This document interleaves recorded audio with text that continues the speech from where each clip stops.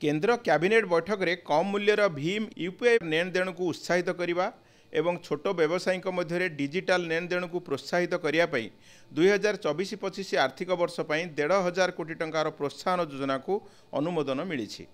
यही योजना यूपीआई लेन देन उपरे शून्य मर्चेंट डिस्काउंट रेट बा एमडीआर सुनिश्चित करने सहित छोट व्यवसायी 2,000 टंका पर्यंत लेन देन उपरे 0.15% प्रोत्साहन प्रदान व्यवस्था रही। ग्रामीण एवं अर्ध सहरांचल में यूपीआई भित्तिभूमि ढांचा को संप्रसारण करने यही योजनार उद्देश्य। साधारण जनता को व्यापक लेन देन विकल्प उपलब्ध कराइबापई सरकार रणनीतिर यह एक अभिन्न अंश।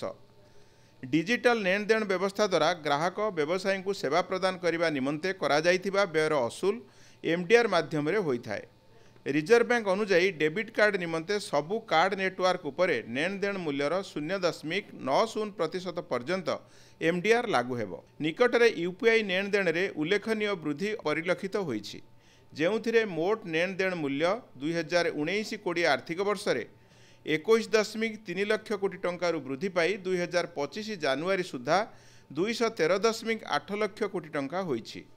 सेतिमध्यरु व्यक्तिरु व्यवसायी लेन देन वृद्धि पाई 59.3 लाख कोटी टंकारे पहुंची पारिछि। वर्तमान भारतर डिजिटल लेन देन अभियान विश्वर दृष्टि आकर्षण करि पारिछि। यूपीआई एवं रूपेर सीमा क्षेत्र में व्यापक विस्तार परिलक्षित होईछि।